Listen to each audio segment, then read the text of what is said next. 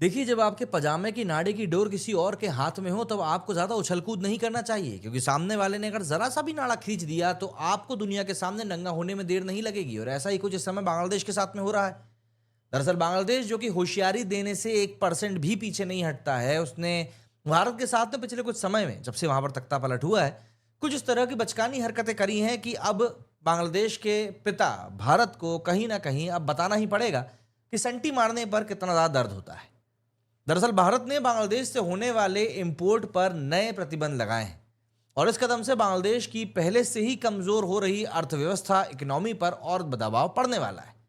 लेकिन आप विडंबना देखिए, ये जो बांग्लादेश के अनपढ़ लोग हैं, इनको ये पता ही नहीं चलेगा कि इन इंपोर्ट्स के ऊपर प्रतिबंध लगाने से इनको क्या नुकसान होने वाला है, क्योंकि ये लोग तो अपने जो नेता हैं इनके, उन नेताओं की बातों के अंदर इतना ज़्यादा चकाचौंध में खो जाते हैं कि इनको समझ में ही नहीं आता कि क्या चीज़ हमारे लिए सही है और क्या चीज़ हमारे लिए गलत है। दरअसल भारत सरकार के वाणिज्य और उद्योग मंत्रालय के तहत directorate general of foreign trade DGFT ने 17 मई को इसकी डिक्लेरेशन करी, और इस कदम को दोनों देशों के बीच में बढ़ते हुए तनाव और बांग्लादेश की हालिया नीतियों के जवाब के रूप में भी देखा जा रहा है। अब मैं आपको जरा समझाने की कोशिश करता हूं कि यहां पर क्या कुछ हुआ है। तो सबसे पहले तो इस बात को समझिए कि भारत ने बांग्लादेश पर आखिर कौन से इंपोर्ट के प्रतिबंध लगाए हैं।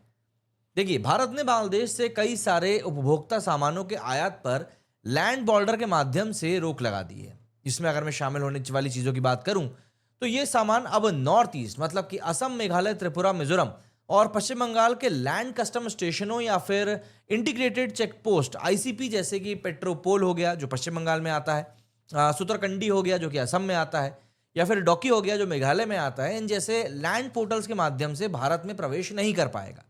इसके बजाय बांग्लादेश को मुंबई के नवा शेवा पोर्ट या फिर कोलकाता के श्यामा प्रसाद मुखर्जी पोर्ट के माध्यम से समुद्री रास्ते का उपयोग करना पड़ेगा।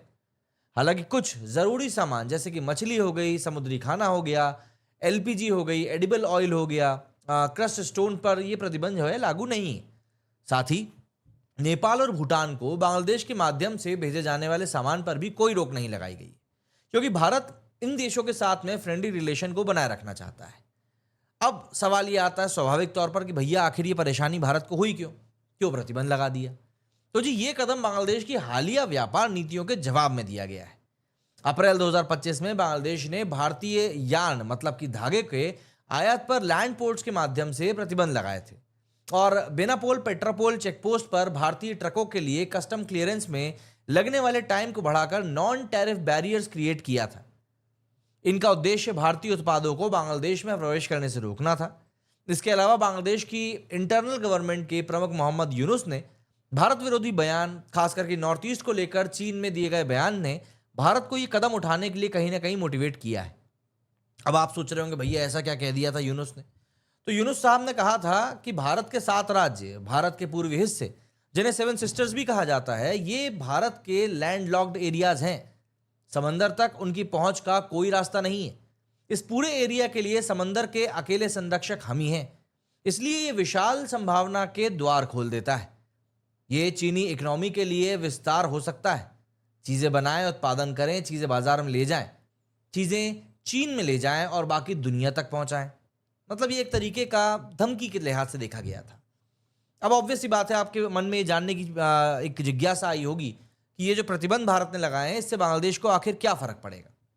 देखिए, ये प्रतिबंध बांग्लादेश की पहले से कमजोर अर्थव्यवस्था को और भी ज्यादा चोट पहुंचाएंगे। राजनीतिक अस्थिरता, बढ़ती महंगाई जो कि ऑलरेडी 10-12% के आसपास से बढ़ रही है, और कमजोर घरेलू मांग के कारण वित्त वर्ष 2025 के लिए जीडीपी ग्रोथ रेट 3.8 से 4% रहने की एक अनुमान है।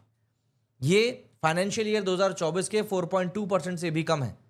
वहीं गारमेंट इंडस्ट्री की बात करूं तो पिछले साल बांग्लादेश में से भारत में रेडीमेड गारमेंट्स का एक्सपोर्ट $700 मिलियन, मतलब करीब 6,000 करोड़ रुपए का था। इनमें से 93% रेडीमेड गारमेंट्स एक्सपोर्ट भारत के लैंड रूट्स के जरिए हुए थे। समुद्री रास्ते पर शिफ्ट होने से शिपिंग कॉस्ट में 20 से 30% की मतलब ग्रोथ आ जाएगी, जिससे कि ये प्रोडक्ट बहुत ज़्यादा हद तक कॉम्पिटिटिवनेस को अपनी खो देंगे, क्योंकि रेट बढ़ जाएगा। अच्छा, इन सब के अलावा इन प्रतिबंधों से बांग्लादेश का भारत के लिए $2 बिलियन, मतलब करीब 17,000 करोड़ रुपए का एक्सपोर्ट मार्केट 15 से 20% तक कम हो जाएगा। इससे उसका व्यापार घाटा बढ़ जाएगा। गारमेंट्स हो गए, फूड प्रोसेसिंग हो गया, लॉजिस्टिक सेक्टर हो गया, इन सब में हजारों नौकरियां भी खतरे में आ जाएंगी।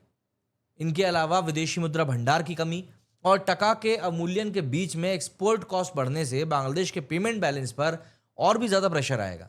वहीं जब ये नियम और ज़्यादा सख्ती के कारण लागू होंगे तो छोटे और मध्यम उद्यमों की कॉम्पिटिटिवनेस और भी ज़्यादा कम हो जाएगी। अब सवाल ये उठता है कि कौन से ज़्यादा सेक्टर सबसे ज़्यादा इम्पैक्ट होने वाले हैं। तो लाखों लोगों को रोजगार देने वाली बांग्लादेश की गारमेंट इंडस्ट्री सबसे ज़्यादा इम्पैक्ट खाएगी। इसके अलावा प्रोसेस फूड, प्लास्टिक और फर्नीचर इंडस्ट्री को भी इन बढ़ती लागत और सख्त कस्टम नियमों से जूझना ही पड़ेगा। देखिए, संसाधनों की कमी से जूझ रहे छोटे और मध्यम उद्यम बाजार जो हैं वो अपनी हिस्सेदारी ऑलरेडी खो रहे हैं। तो ये तो ऐसा लग रहा है कि शायद बंद ही हो जाएंगे। अब घरेलू उद्योगों के लिए क्या फ़ायदा होगा भारत के लिए? तो जी, ये बात तय है कि सस्ते बांग्लादेशी आयात पर अंकुश लगने से भारत के गारमेंट, फूड और फर्नीचर इंडस्ट्री को फ़ायदा होगा, खासकर कि नॉर्थ ईस्ट और पश्चिम बंगाल में। हालांकि इन एरियाज में कंज्यूमर को पहले बांग्लादेश से सस्ते दामों पर मिलने वाले सामानों के लिए ज़्यादा कीमत चुकानी पड़ रही थी। समुद्री बंदरगाह से आयात में ज़मीनी रास्ते से 3 से 4 दिन की तुलना में लगभग 2 हफ्ते का समय भी लगता है। इससे बांग्लादेशी सामानों की लॉजिस्टिक कॉस्ट भी बढ़ जाएगी। बांग्लादेशी आयात महंगा होने की वजह से भारत में बने गारमेंट्स ज़्यादा कॉम्पिटिटिव हो जाएंगे और बांग्लादेशी आयात पर अंकुश लगाकर भारत असम, मेघालय, त्रिपुरा और मिजोरम में लोकल मैन्युफैक्चरिंग को बढ़ावा भी देना चाहता है।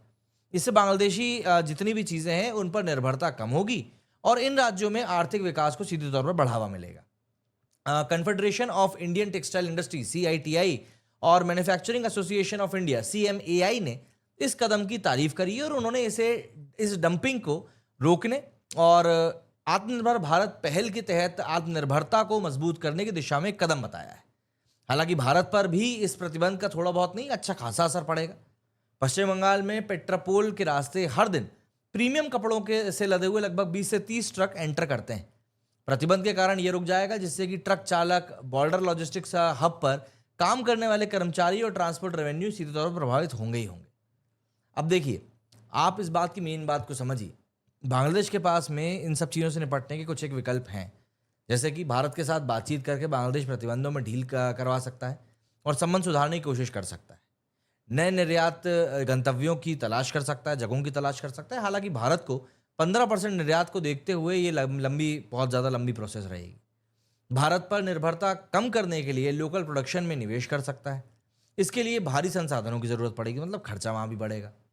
अगर हम पॉलिटिकल इम्प्लीकेशंस की बात करें तो ये प्रतिबंध भारत का बांग्लादेश को एक सीधे तौर पर संदेश है कि व्यापार एक दूसरे के लाभ पर आधारित होना चाहिए।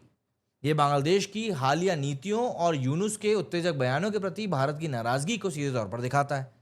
यह कदम चाइना के बांग्लादेश में बढ़ते प्रभाव को रोकने की भारत की रणनीति का भी हिस्सा बताया जा रहा है।